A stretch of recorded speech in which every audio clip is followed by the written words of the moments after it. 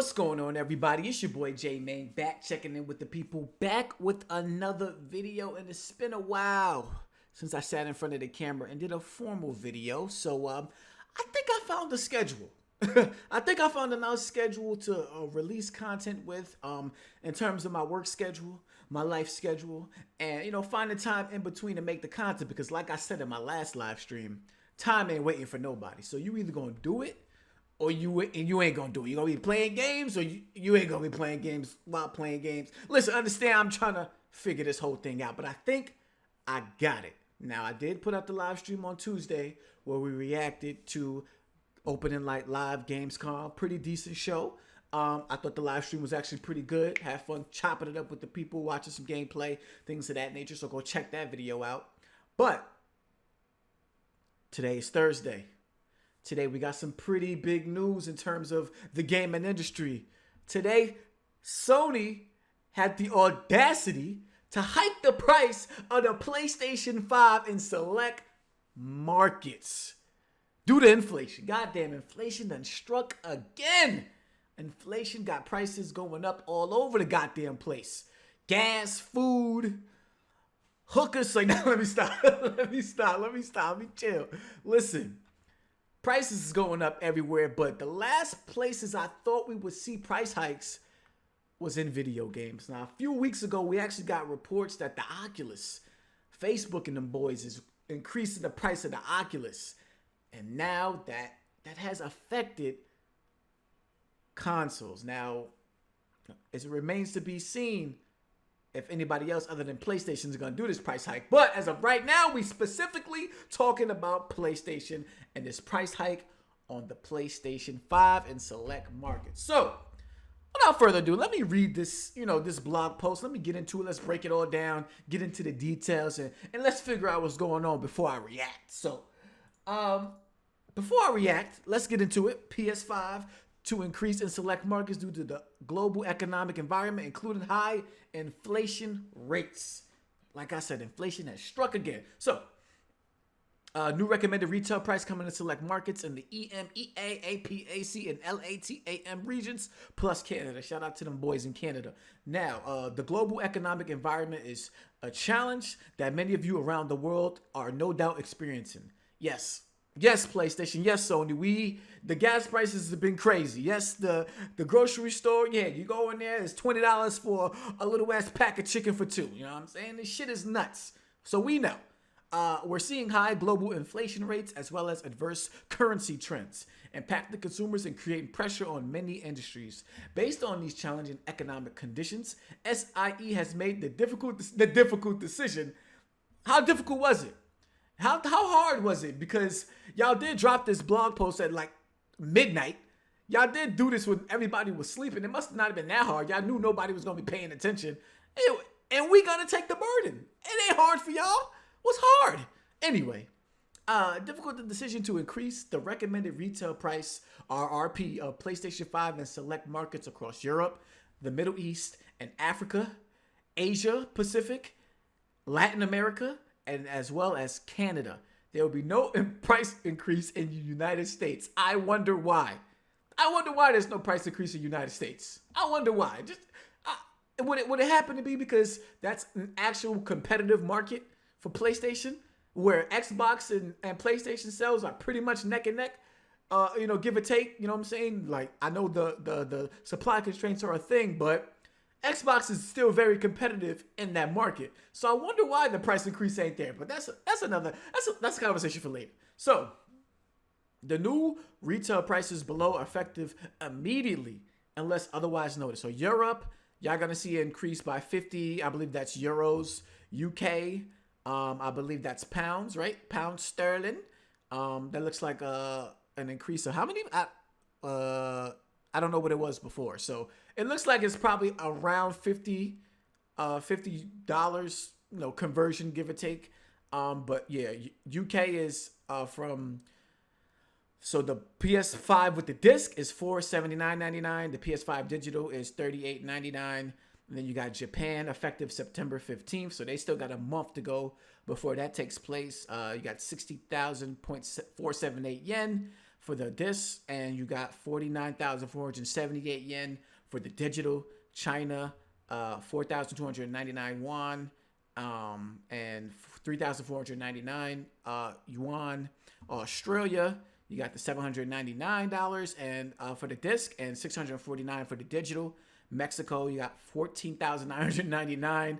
I'm sure that's like pesos or something like that. And for the disc, and then the PS5 is 12,499 for the digital. Canada, you got 649.99 for the disc Canadian, and 519.99 digital. So however that increase affects you, I don't know the conversion rate on all of these. Just know the price is going up. So I read you the prices. It says, while the price increase is a necessity given the current global economic environment and its impact on SIE's business, our top priority continues to be improving the PlayStation 5 supply situation so that as many players as possible can experience everything that PS5 offers and what's still to come.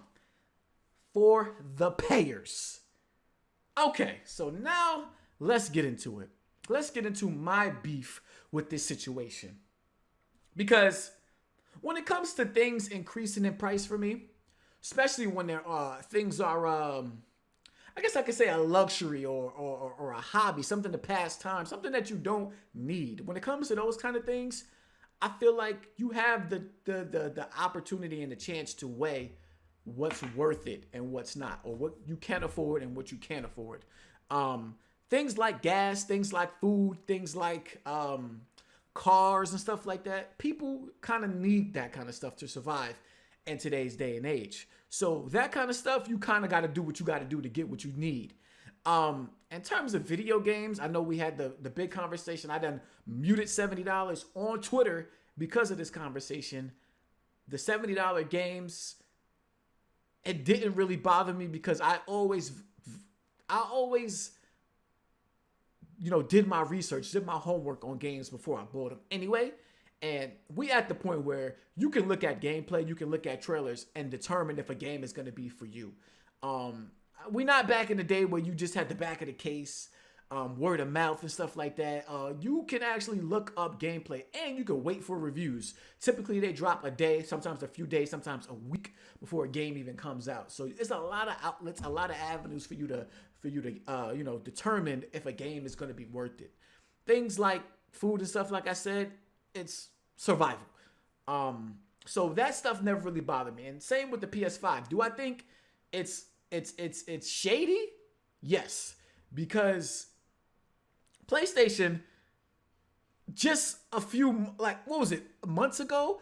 I think I have the article, talks about months ago where they were just talking about how, yeah, here we go. Sony PS5 is no longer selling at a loss. This was last year in August.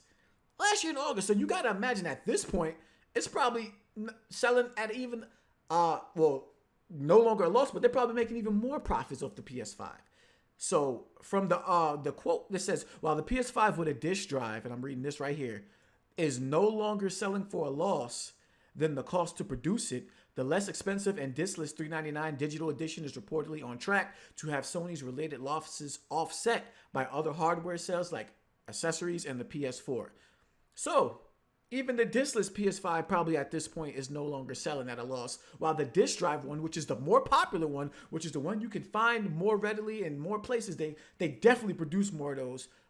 That one is already making profits, and probably even more profits now. So you're telling me when things get rough in terms of inflation, the global economic environment, impact on these companies, they're looking at us to offset that, to offset their profits. Like, they're looking at us to make sure that they're making profits. And I know they need profits to do things that we want in the future, but you gotta, for me, you gotta take that hit, especially when the PS5 has not been producing to the level that I feel the PS5 should have been. This is why I complained about things like cross-generation games and Sony holding on to them for so long as they are. We are 2 years in and we're still getting cross-generation games. And I complain because we're not seeing the full potential of the PS5. Games are not being built up from the ground up for PS5. The last big hit from PlayStation first party that we had that was built from the ground up was Ratchet and Clank, and that was over a year ago. The game looked beautiful. I had my issues with it overall as a complete package.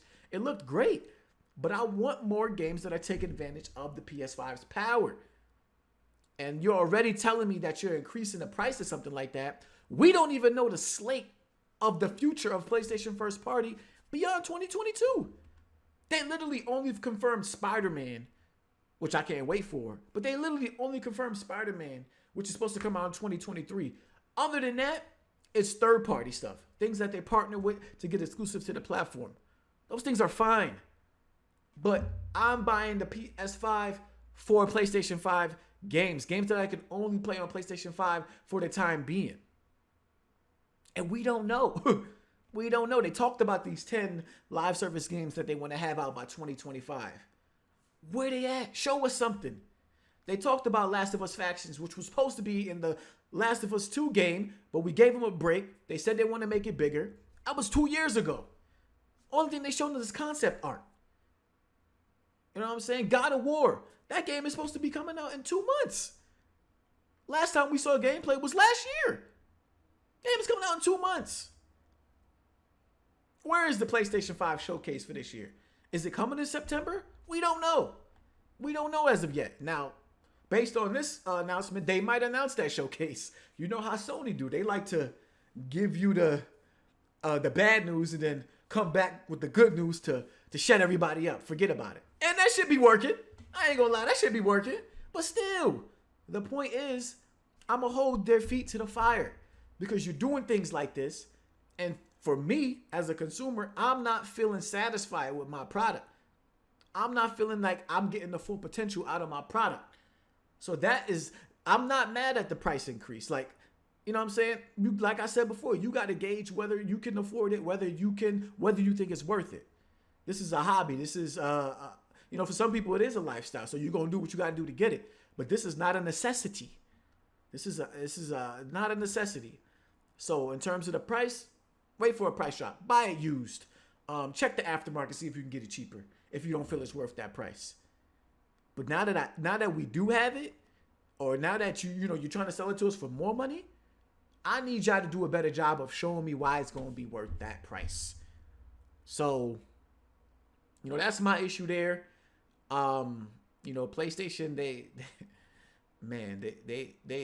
gotta come right. That whatever showcase they do next, and hopefully it's in September. I mean, that gotta be one of the best showcases they've ever done.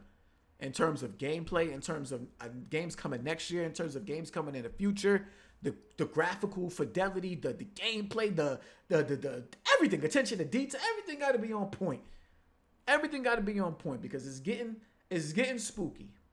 It's really getting spooky, and we got to hold them accountable for stuff like this. So let me know down in the comments what y'all think about this PS5 price increasing in select markets, not in the US.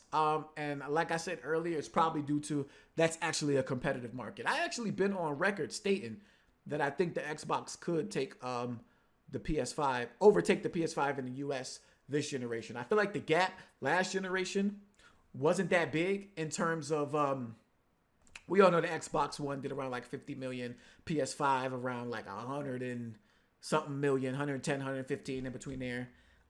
Straight slaughtered them. But in terms of the gap in the US market, I want to say it was roughly around like 5 million when I heard. Don't quote me on that. That was speculation, but it was roughly around there.